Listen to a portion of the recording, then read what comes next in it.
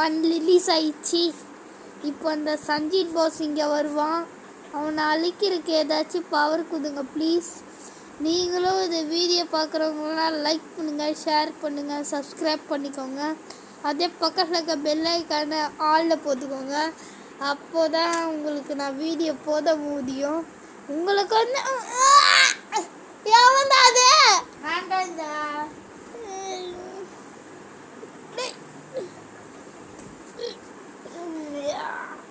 நம்ம part 3 video வரைக்கும் தான் போடுவோங்க. அது ஏன் சொல்லல? பார்ட் 3 வீடியோ வரைக்கும் போடுறோம் गाइस.